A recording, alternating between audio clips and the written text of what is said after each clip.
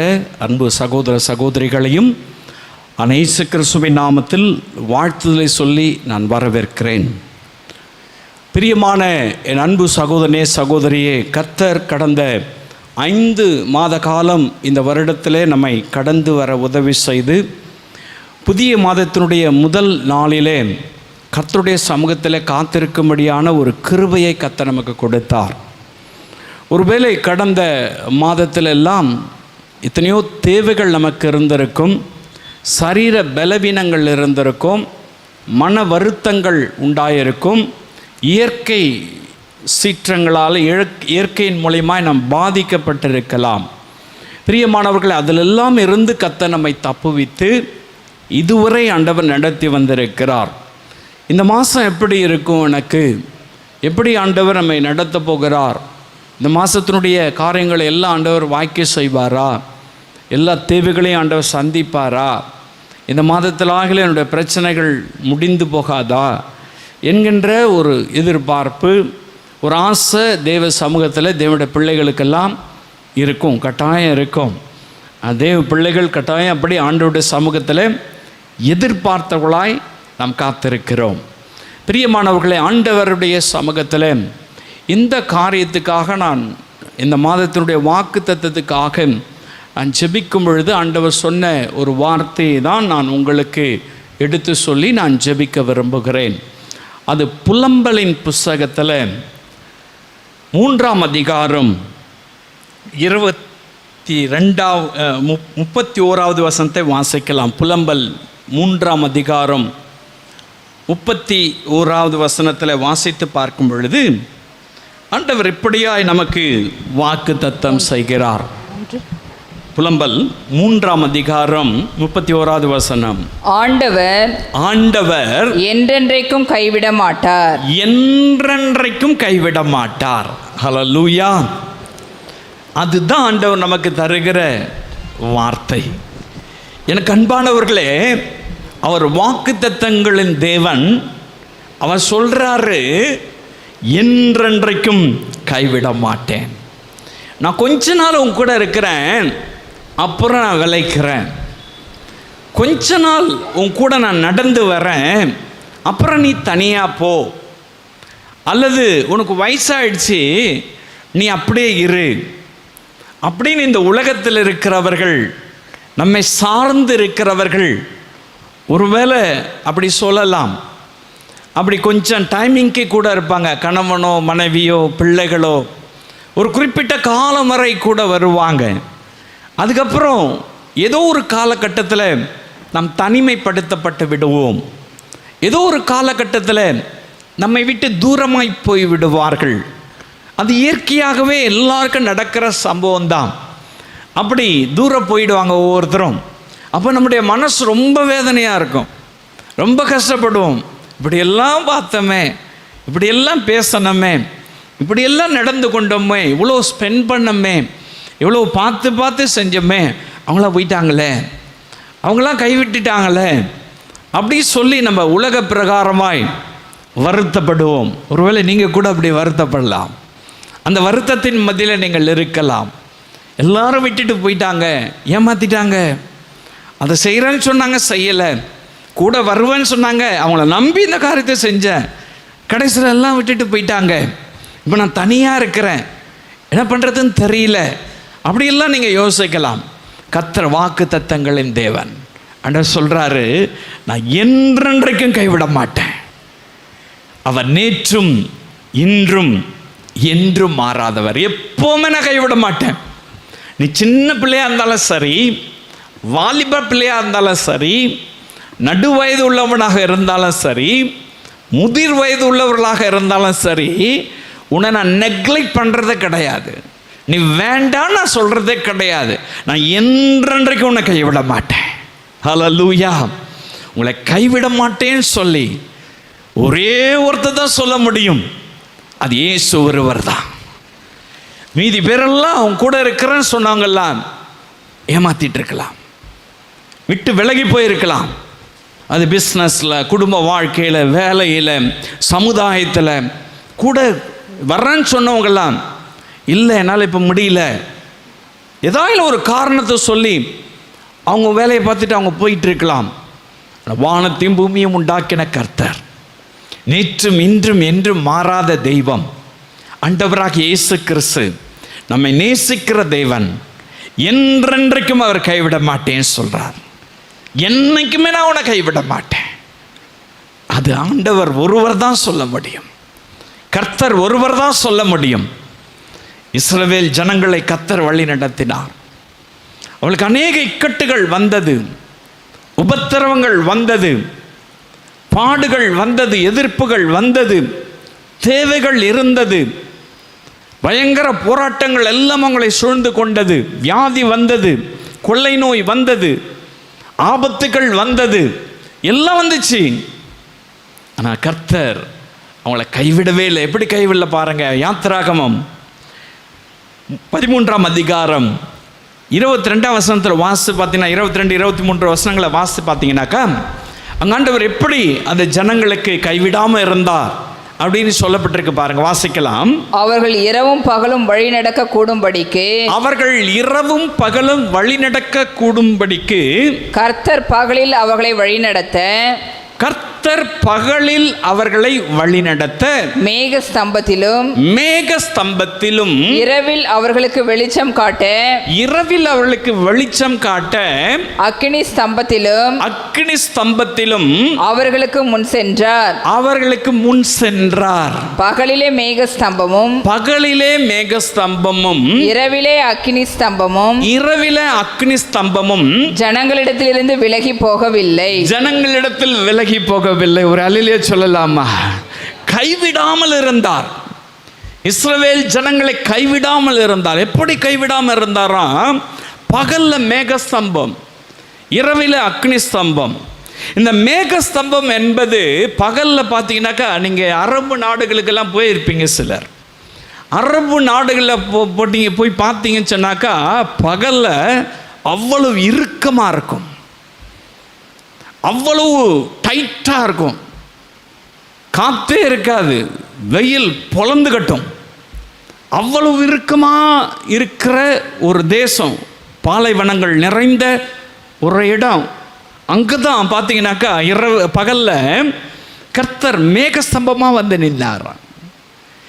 AC போட்ட மாதிரி நிழல், அவங்களுக்கு அந்த இறுக்கம் இல்லாமல் கூலாக இருக்கிறதுக்கு அவங்கள விட்டு விலகாமல் இருந்தார். ஹல்லேலூயா. பகலில் அவங்க நடத்துறதுக்கு, அவங்க பாதுகாப்பாக இருக்கிறதுக்கு, அவங்கள விட்டு விலகாமல் இருக்கிறேன் அப்படின்றதுக்காக மேகஸ்தம்பமாக வந்து நின்னார். அந்த வெயிலுக்கு கொடை பிடிச்ச மாதிரி, வெயிலாக இருக்கும் பொழுது பார்த்தீங்கன்னா ஒரு மரத்தடி நிழல்ல நின்னா எப்படி இருக்கும், அந்த மாதிரி ஒரு கூலான ஒரு சூழ்நிலையை கர்த்தர் உருவாக்கி கொடுத்தார் சில ஜனங்களுக்கு. அவ்வளோ கூலாக அந்த இப்போ போட்ட ஏசியெல்லாம் பறந்து போயிடும். அவர் மேக ஸ்தம்பத்தை கொண்டு நிறுத்தினாக்கா, மேகம் சூழ்ந்துச்சுன்னா எப்படி இருக்கும், நமக்கு காத்தடிச்சு அப்படியே பாருங்க ரொம்ப கூலாகிடும்ல, அந்த இடமே சில்லுன்னு ஆகிடும். அப்படி தான் இருந்திருக்கும் இஸ்ரவேல் ஜனங்களுக்கு. பாருங்க, நைட்டில் அக்னி ஸ்தம்பமாக வந்து நிற்கிறாராம் வெளிச்சம் காட்டுறதுக்கு. இப்போ பாருங்கள், நைட்டில் எப்படி இருக்கும் அப்படி கேட்டிங்கனாக்கா, அப்படி டெட் ஆப்போசிட்டாக இருக்கும். கல்ஃப்லலாம், வளைகுடா நாடுகளெல்லாம் நைட்டில் பார்த்தீங்கன்னாக்கா பனி பெய்யும், அவ்வளோ கோல்டாக இருக்கும். எல்லாம் ஸ்வெட்டர்லாம் போட்டிருக்கணும், கம்பளியெல்லாம் போட்டு போத்திக்கணும், குளிராக இருக்கும், அவ்வளோ குளிராக இருக்கும்.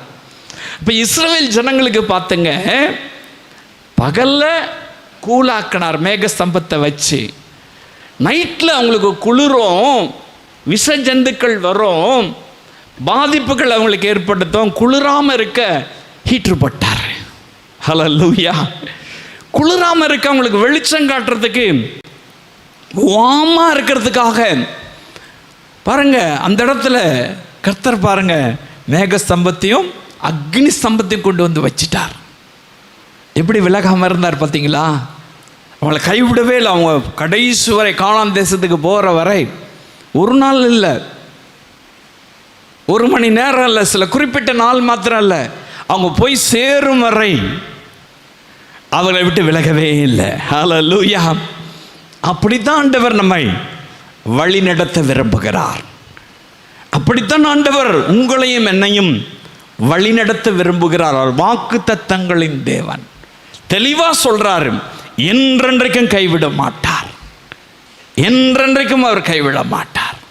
இஸ்ரவேல் ஜனங்க பண்ணாத அட்டகாசமா? எல்லா கலட்டமும் அவங்க தான் பண்ணாங்க. எல்லா காரியத்தும் ஆண்டவருக்கு விரோதமாக பேசுறது, முறுமுறுக்கிறது, ஆண்டவருக்கு விரோதமான காரியங்களை செய்யறது, பாவத்தில் விழறது, எல்லா காரியத்தையும் செஞ்சாங்க. ஆனால் வாக்கு தத்தங்களின் தேவன் அவங்கள விட்டு விலகினாரா? விலகவே இல்லை. அவங்க கூடவே இருந்தார். அவங்கள விட்டு விலகாது அவங்களை வழி நடத்தினார்.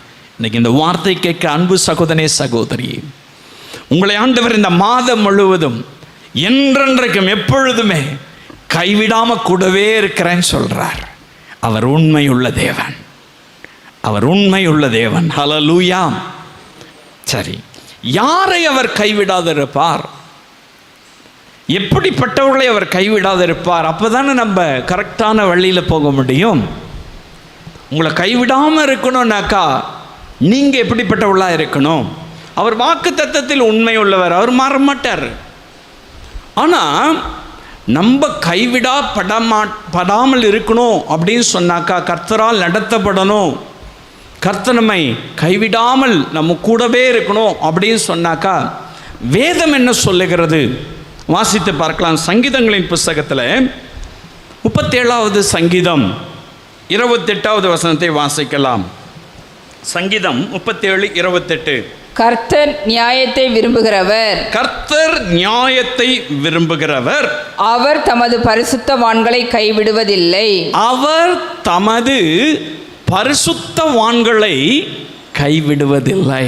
அவர்கள் என்றைக்கும் காக்கப்படுவார்கள், அவர்கள் என்றைக்கும் காக்கப்படுவார்கள். வசனம் ரொம்ப தெளிவா சொல்லுது பாருங்க. யாரை கைவிடாது இருப்பாரா? பரிசுத்தமாய் இருக்கிறவர்களை, பரிசுத்தமாய் வாழ்கிறவர்களை, பரிசுத்தமாய் இயேசுவுக்காய் ஜீவிக்கிறவர்களை அவர் என்றைக்கும் கைவிடுவதில்லை. எனக்கு அன்பான அன்பு சகோதரனே, சகோதரியே, அவர் பரிசுத்தம் உள்ள தேவன், சேரக்கூடாத ஒளியிலே வாசம் செய்கிற தேவன், அவர் மகா பரிசுத்தம் உள்ளவர், அவர் பரிசுத்தத்தை வாஞ்சிக்கிற தேவன். அவர் வரணும், அவர் நம்மை கரம் பிடித்து நடத்தணும், அவர் நம்ம கூடவே இருக்கணும் அப்படின்னு சொன்னா, அவர் விரும்புகிற பரிசுத்தம் நமக்கு தேவை.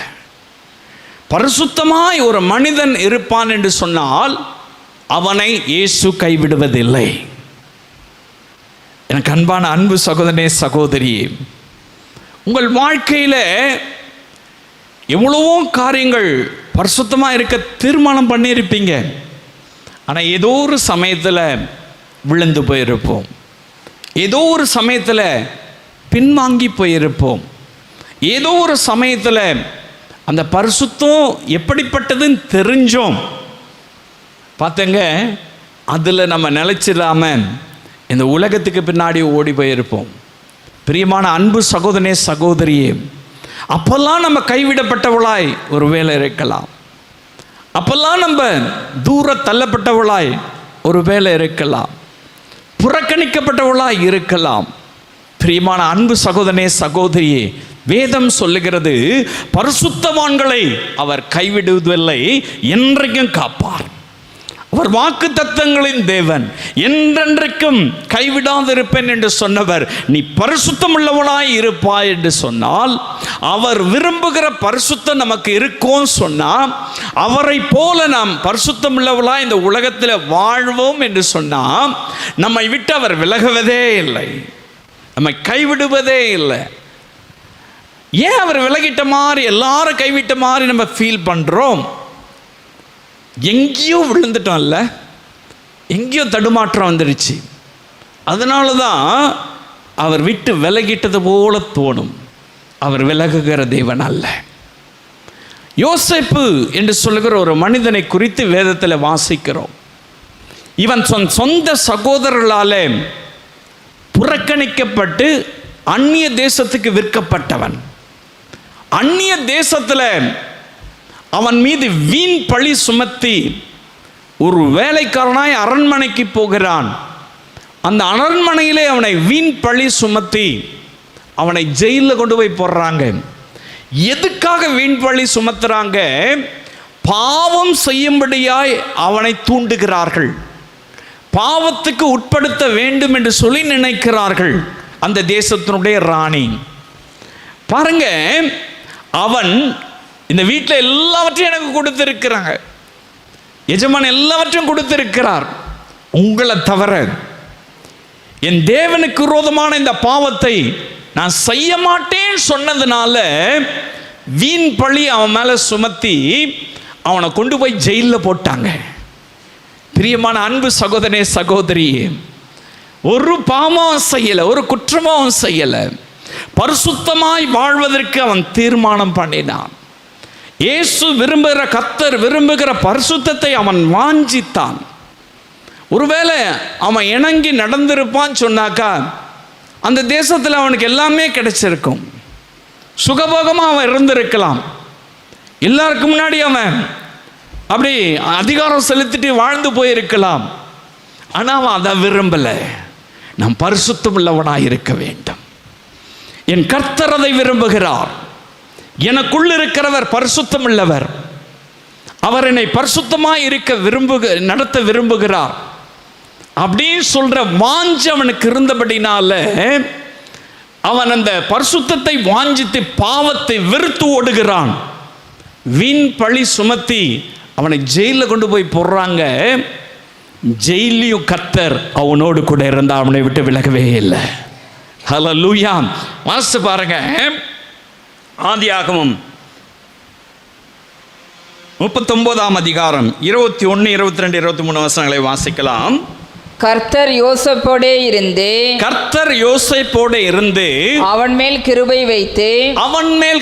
வைத்து சிறைச்சாலை தலைவனுடைய தயவு அவனுக்கு கிடைக்கும்படி செய்தார். சிறைச்சாலையின் தலைவனுடைய தயவு அவனுக்கு கிடைக்கும்படி கிருபை செய்தார். சிறைச்சாலை தலைவன் சிறைச்சாலையில் வைக்கப்பட்ட யாவரையும் யோசேப்பின் கையிலே ஒப்புவித்தான். அங்கே அவர்கள் செய்வது எல்லாவற்றையும் யோசேப்பு செய்வித்தான். கர்த்தர் அவனோடே இருந்தபடியினாலும் எங்க இருந்தாரு? யோசேப்போடு இருந்தார். எங்க இருக்கிறான் யோசேப்பு? இப்ப சிறைச்சாலையில இருக்கிறான். ஜெயிலையும் கர்த்தர் அவன் கூட இருக்கிறாரு. அவன் எதை செய்தானோ அதை கர்த்தர் வாய்க்க பண்ணினபடியினாலும் அவன் வசமாயிருந்த யாவொன்றையும் குறித்து சிறைச்சாலை தலைவன் விசாரிக்கவில்லை. ஹல்லேலூயா. பாருங்க, யோசேப்பை கொண்டு போயிட்டு ஜெயில போட்டாங்க. அந்த சிறைச்சாலை அந்த தலைவனுடைய கண்களில் ஆண்டவர் தயவு கிடைக்க கிருபை செய்தார். ஏன் தயவு கிடைக்க கிருபை செய்தார்னா, இவனோடு கூட கர்த்தர் இருக்கிறார், இவன் பரிசுத்தத்தை வாஞ்சிக்கிறான், இவன் ஒரு பாவமும் செய்யாம கர்த்தருக்காக பரிசுத்தமாய் வாழணும் அப்படின்னு முடிவெடுத்ததுனால இவன் மேல வீண் பழி சுமத்தி ஜெயில கொண்டு போய் போடுறாங்க. அந்த ஜெயிலையும் கர்த்தர் அவன் கூட இருந்தார். எல்லா கண்களும் தயவு கிடைக்க உதவி செய்தார். அவன் செய்ததை எல்லாவற்றையும் கர்த்தர் வாய்க்க செய்தார். அங்க இருக்கிற எல்லா கைதிகளுக்கும் இவன் தான் லீடர்ஷிப் எடுத்து நடத்தும்படியாய் கர்த்தர் வைத்தார். ஹல்லேலூயா. எனக்கு அன்பான அன்பு சகோதரனே சகோதரி, நீங்க எங்க இருந்தாலும் சரி, உங்க வாழ்க்கை சிறைச்சாலை வாழ்க்கையா இருக்கலாம், இக்கட்டான ஒரு வாழ்க்கையா இருக்கலாம், வீண் பழி சுமத்தி உங்களை நிர்பந்தப்படுத்தலாம், ஏதோ ஒரு காரியத்தினாலே மனம் உடைந்தவர்களாக நீங்க இருக்கலாம், எல்லாவற்றையும் இழந்து அந்நிய தேசத்தில் இருக்கிறது போல இருக்கலாம். ஆனால் நீங்கள் ஆண்டவருடைய பிள்ளைகளாக பரிசுத்தத்தை வாஞ்சித்து பரிசுத்தம் உள்ளவர்களாய் நீங்கள் எந்த இடத்துல இருந்தாலும் மகா பரிசுத்தம் உள்ள தேவன் உங்களோடு கூட இருக்கிறார். அவர் விலகாதவர். அதனால்தான் அவர் சொல்றாரு, என்றென்றைக்கும் நான் உன்னோடு கூட இருப்பேன், நான் என்றென்றைக்கும் விட்டு விலகுவதில்லை, கைவிடுவதில்லை. ஹல்லேலூயா. பரிசுத்தம் உள்ளவர்களோடு கூட கர்த்தர் இருக்கிறார், உங்களை கைவிட மாட்டார்னு சொன்னார். அப்ப நம்ம எப்படி இருக்கணும்? பரிசுத்தம் உள்ளவளாயிருங்க. கடைசி காலம் இல்லை, எல்லாருடைய வாழ்விலும் இந்த கடைசி காலத்தில் பாவம் குறுக்கிடுகிறது. அது விஞ்ஞானத்தின் மூலமா வரலாம், நீங்கள் வச்சிருக்கிற செல்ஃபோன் மூலமா வரலாம், நீங்கள் வச்சிருக்கிற லேப்டாப் மூலமா வரலாம், நீங்கள் வச்சிருக்கிற டிவி மூலமா வரலாம். எப்படி எப்படியும் பாவம் சும்மா ட்ரோல் பண்ணிட்டு இருந்தால் எங்கேயோ ஒன்று வரும். நீங்கள் பார்க்கணுன்னு அவசியம் கிடையாது, அதுவே வந்து நிற்கும். வருது இல்லை? இப்படியெல்லாம் தேவையில்லாத காரியத்தை பார்க்க வைக்கிறது இல்லை, அதுதான் பாவம். அதுதான் பாவம். நீங்கள் தேடி தேவையில்ல, அது தேடி வரும். பிரியமான அன்பு சகோதரனே சகோதரியே, இந்த கடைசி காலத்தில் கர்த்தர் நம்ம கூட இருக்கணுங்க. அப்போதாங்க நம்ம பாதுகாக்க முடியும். கர்த்தர் நம்ம கூட இருந்தால் தான் நம்ம வழி நடத்த முடியும். கர்த்தர் நம்ம கூட இருந்தால் தான் நமக்கு ஆசீர்வாதம். கர்த்தர் நம்ம கூட இருந்தால் தான் நம்முடைய எல்லா காரியத்தையும் ஜெயம் எடுக்க முடியும். அப்போ ஆண்டவர் நம்ம கூட இருக்கணும்னு சொன்னான். எல்லாவற்றிலும் ஞானமாய் நடந்து கொள்ளுங்க. பரிசுத்தம் தேவை. உன் சொல்லில், உங்கள் செயலில், உங்களுடைய நடக்கையில், உங்களுடைய பார்வையில், உங்களுடைய எல்லா விதமான ஆக்டிவிட்டீஸ்லையும் பரிசுத்தம் இருக்கணும். அவர் பரிசுத்தம் உள்ள தேவன். பரிசுத்தம் உள்ளவங்க கூட தான் நான் இருப்பேன்னு சொல்கிறார். கைவிட மாட்டேன்னு சொல்கிறார். எனக்கு ஏன் கைவிட்டிருக்காரு? கைவிட்டது போல தோணுது. எங்கேயும் ஸ்லிப்பாக இருக்கிறோம். அப்போ பாருங்கள், ஓடி வந்துடணும், ஓடி வந்துடணும். அப்படி வந்துட்டால் தான் தப்பிச்சிக்க முடியும். ஹல்லேலூயா. ஆமாம், நீங்கள் இப்போ சமீப காலத்தில் பரிசுத்த விவிலியத்தை ஆனால் மோகன் சிலாசஸ் கூட நமக்கெல்லாம் இன்ட்ரடியூஸ் பண்ண அந்த கொரோனா காலத்தில் ஒரு பைபிள் தெரியுமா உங்களுக்கு? விளக்க உரை வேதாகமம் அப்படி சொல்லிட்டு விளக்க உரை வேதாகமம் இன்ட்ரடியூஸ் பண்ண தெரியுமா? அவர் தான் எனக்கு ஆவிக்குரிய ஒரு தகப்பன். உங்களுக்கு தெரியுமா? ப்ரொஃபஸர் ஆல்ஃபர்ட் தேவதாஸ் என்று சொல்லுகிற ஒரு தேவ மனுஷர். அவர் எனக்கு நிறைய காரியங்களை ஆரம்ப நாட்களில் சொல்லி கொடுத்தார். அவர் பைபிள் எழுதுறதுக்கு முன்னாடி, அதை விளக்க உரை எழுதுறதுக்கு முன்னாடி அவ்வளவு ஆவிக்குரிய ஒரு மனிதர். அவர் ஒரு சம்பவத்தை சொல்லுவார் அடிக்கடி. ஒரு ஆடும் ஒரு பன்னியும் ஒரு வயல்காட்டில் போகுது, ஒரு வரப்புக்குள்ளே போகுதுன்னா ரெண்டு பக்கமும் சேர் ஓட்டி சேடை ஓட்டி வச்சுருப்பாங்க. அந்த வயலில் போகும்பொழுது ஆடு விழுந்துட்டாக்கா அது என்ன செய்யும்? கத்தும். அது வெளியில் எழுந்திருக்க முயற்சி பண்ணும். அந்த சத்தத்தை கேட்டு அந்த ஆட்டு இடையன் எங்கேயாயிலும் படுத்து தூங்கிட்டு இருப்பார். அவர் எங்கன்னா மரத்தடியில் இருப்பார். அவர் வந்து அதை தூக்கி எடுத்து ரெண்டு தட்டு தட்டி எல்லாம் கழுவி விட்டு துரத்தி விடுவார். ஓடியே போயிடும். ஒரு பன்னி அந்த வயல் வழியாக வருது, அந்த அந்த அந்த சேத்து வழியாக வருது அப்படின்னு சொன்னாக்கா, அந்த வரப்பு வழியாக வருதுன்னு சொன்னால் அது அந்த பன்னி என்ன செய்யும்? அதுவே தானாக இறங்கிடும். வழிக்கெல்லாம் உள்ள தேவையில்லை. அதுவே என்ன செய்யும்? சேத்துல தானாக இறங்கிடும். இறங்கி ரொம்ப ஹாப்பியாக படுத்து கிடக்கும், புரண்டு புரண்டு கிடக்கும். பார்த்துருக்கீங்களா?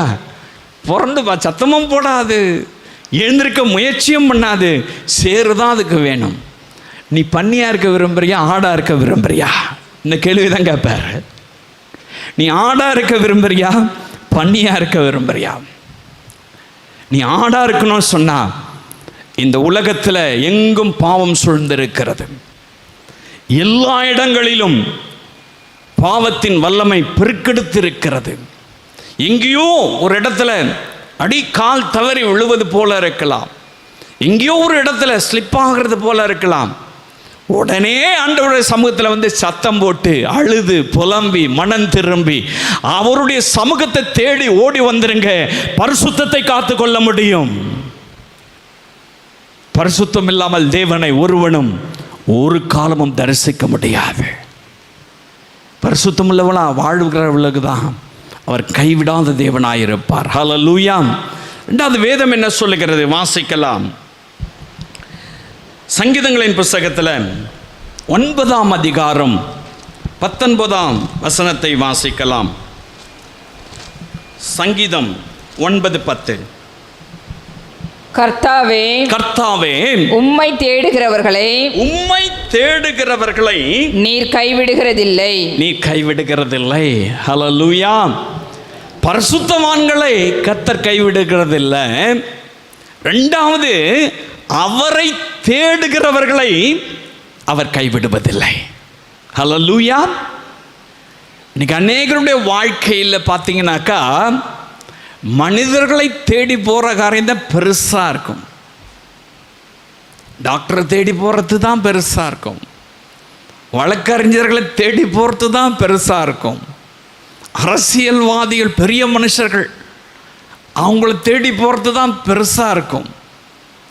சமுதாயத்தில் அந்தஸ்தில் இருக்கிறவங்கள தேடி போகிறது தான் பெருசாக இருக்கும். அப்படி தேடினீங்கனாக்கா கர்த்தர் கைவிட்டுருவார். ஆண்டவருடைய வசனம் சொல்லுகிறது, கர்த்தருடைய வசனம் தெளிவாக சொல்லுகிறது, கர்த்தரை தேடுகிறவர்களை தான் அவர் கைவிடாதிருப்பார். எனக்கு அன்பான அன்பு சகோதரனே, சகோதரியே, உங்களுடைய தேவைகள் இருக்கலாம், நீங்கள் பூர்த்தி செய்ய வேண்டிய காரியங்கள் ஏராளமாக இருக்கலாம். நீங்கள் யாரை தேடுறீங்க? யாரிடத்துல போய் முறையிடுறீங்க? யாரை தேடி போய் நம்முடைய காரியத்தை சொல்கிறோம்? கொஞ்சம் யோசிச்சு பாருங்களேன். அன்பு சகோதரனே, சகோதரியே, ஆண்டவருடைய வார்த்தைக்கு நீங்கள் செவி கொடுத்து கர்த்தரை மாத்திரம் தேடுவோம் சொன்னாக்கா அவர் என்றென்றைக்கும் கைவிட மாட்டார். தானியேல் என்று சொல்லுகிற ஒரு மனிதனை குறித்து வேதத்தில் வாசிக்கிறோம். அவன் அடிமையாய் பாபிலோன் தேசத்துக்கு நேபுகாத்நேச்சராலே சிறைப்படுத்தப்பட்டு கொண்டு போகப்பட்ட ஒரு வாலிபன். இந்த வாலிபனுடைய வாழ்க்கையில் அந்நிய தேசத்தில் அடிமையாய் கிடக்கிறான். அடிமையாக கிடக்கிறவனை கர்த்தர் பிரதானியாய் உயர்த்திட்டார். பாருங்க, அவன் பிரதானியாய் உயர்த்ததுனால அவனை எப்படியாச்சும் கீழே இறக்கணும் அப்படின்னு சொல்லி கூட இருக்கிறவன் சதி திட்டம் பண்ணி அவன் அந்த சொரூபத்தை, விண்ணப்பத்தை ஆண்டவரை, ராஜாவை தவிர வேற யாருக்கும் வைக்கக்கூடாதுன்னு சொல்லிட்டு ஒரு திட்டத்தை ராஜாவுக்கு சொல்லி ராஜா அதுக்கு பிடிச்சி போய் அதுக்கு கையெழுத்து போடுறாரு. கையெழுத்து போடும் பொழுதும் பார்த்துங்க, தானியேல் பக்கத்தில் இருக்கார். தானியேல் பக்கத்தில் இருக்கார். தானியேல் 6ஆம் அதிகாரம் 10ஆம் வசனத்தை வாசிக்கும் பொழுது வேதம் சொல்லுகிறது பாருங்க, வாசிக்கலாம்.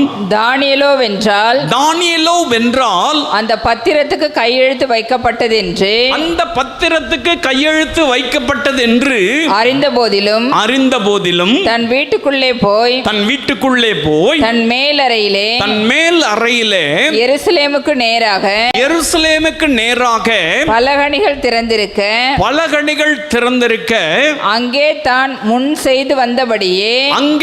முன் செய்து வந்தபடியே தினம் 3 வேளையும் தன் தேவனுக்கு முன்பாக முழங்கால் படியிட்டு ஜெபம் பண்ணி ஸ்தோத்திரம் செலுத்தினான். யாரை தேடினா? கர்த்தரை தேடுறான். இங்க பாருங்க, மனிதன் அங்கு ராஜாவை தவிர வேற யாருக்கும் விண்ணப்பத்தை வைக்கக்கூடாது என்பது சட்டம். அப்படி அதை மீறினா சிங்க கெபியில் கொண்டு போய் போட்டு அவனை கொலை செய்யணுன்ற சட்டம். அந்த சட்டம் ஏற்றப்படுவதற்கு ராஜா கையெழுத்திடுகிறார். அப்படி கையெழுத்திடும் பொழுது தானியேல் அந்த பக்கத்தில் இருந்து எல்லாவற்றையும் பார்த்து கொண்டிருக்கிறார். அப்படி பார்த்துட்டு இருந்தவர் ஆண்டவருடைய சமூகத்தை தேடி போய் ஜெபம் பண்றார். ஹல்லேலூயா.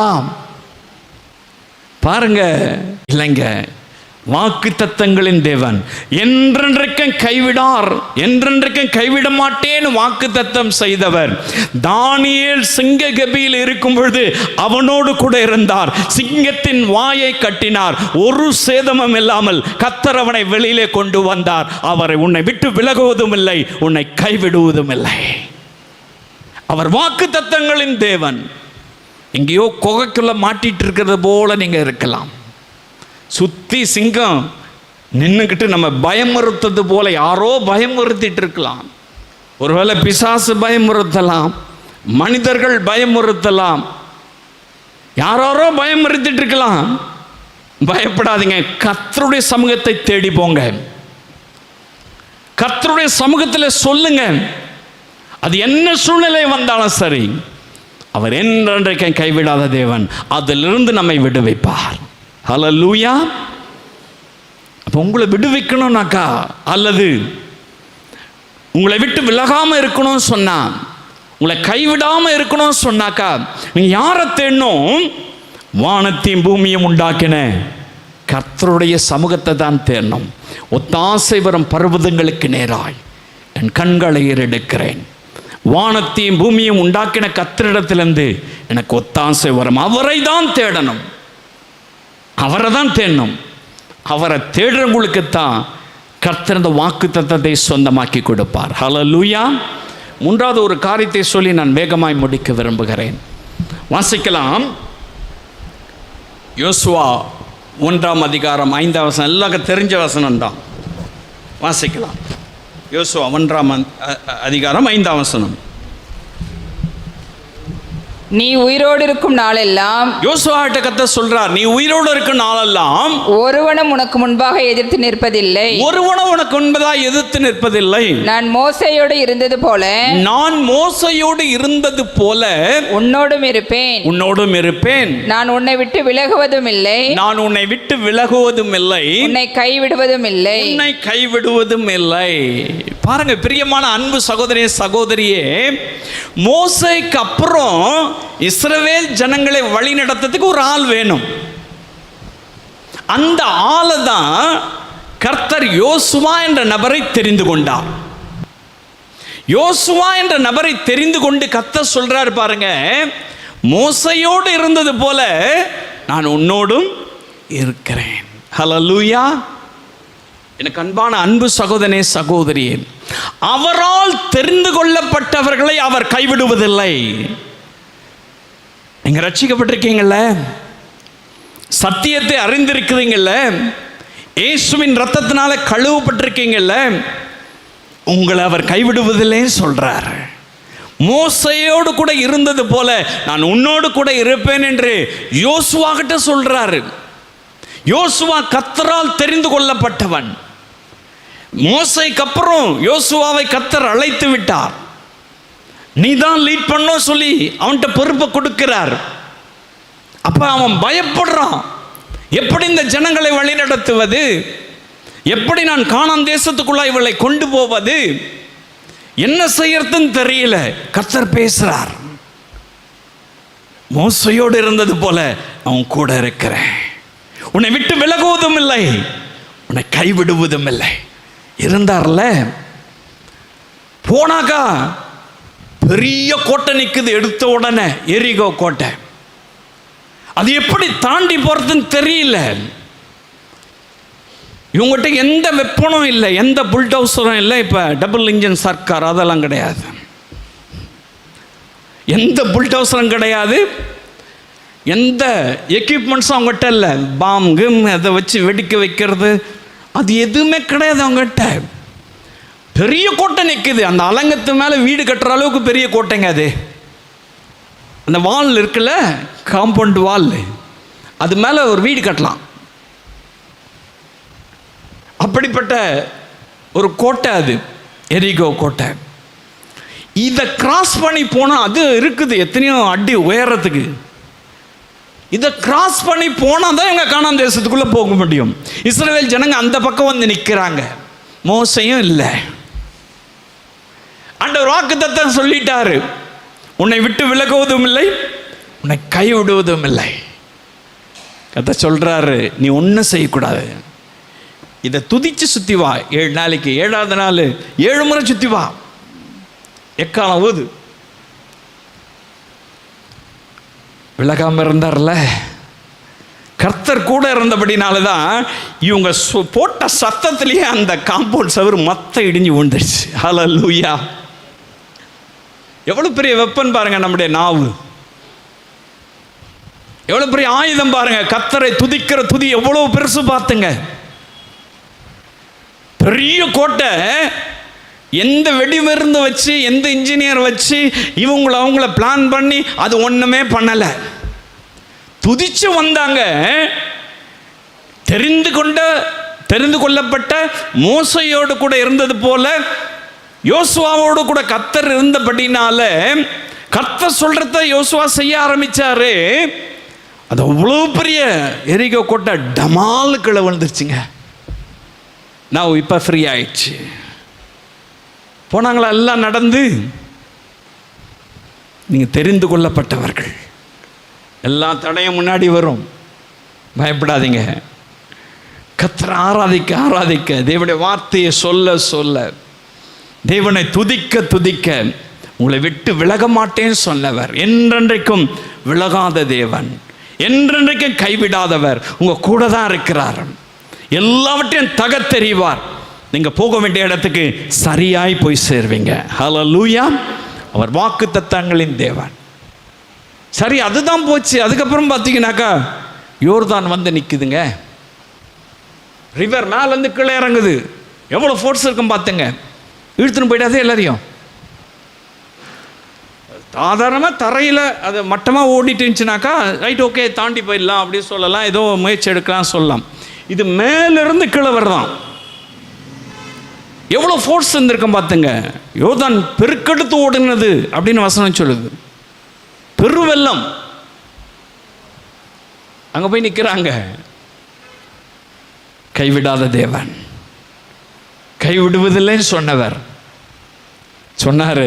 ஆசரில் கொண்டு போய் நிறுத்தியா உடன்படிக்கை பெட்டி எடுத்துட்டு நின்னாங்க. ரெண்டு பக்கமும் அப்படியே விலகி ஓடி போச்சு, பின்ன ரிவர்ஸில் ஓடி போச்சு. ஹல்லேலூயா. மேலே இருந்து வந்தது எப்படி ரிவர்ஸில் ஓடி இருக்கோம் கொஞ்சம் இமேஜின் பண்ணி பாருங்களேன். தண்ணி மேலே இருந்து ஊற்றுனாக்கா என்ன பண்ணும்? கீழே தான், நம்ம மேலே தான் அடிக்கும், கீழே தான் வரும். ஆனால் அது என்ன ஆச்சுனாக்கா ரிவர்ஸில் ஓடி பக்கத்தில் இருக்கிற கிராமங்களுக்கெல்லாம் புந்துருச்சு. ஹல்லேலூயா. நீங்கள் நல்லா காற்றடிக்கும் போது தண்ணி எடுத்து அப்படி ஊற்றி பாருங்க, அப்படியே திரும்பி அடிக்கும். ஹல்லேலூயா, ஹல்லேலூயா. அப்படிதான் கர்த்தர் என்ன பண்ணியிருக்காரு, அற்புதமாய் அந்த தண்ணீர் அப்படியே திருப்பி ஓட்டி விட்டார். விலகாத தேவன் தாம் தெரிந்து கொள்ளப்பட்டவர்களோடு கூட என்றென்றைக்கு இருப்பார். நீங்கள் தெரிந்து கொள்ளப்பட்டவங்க தானே?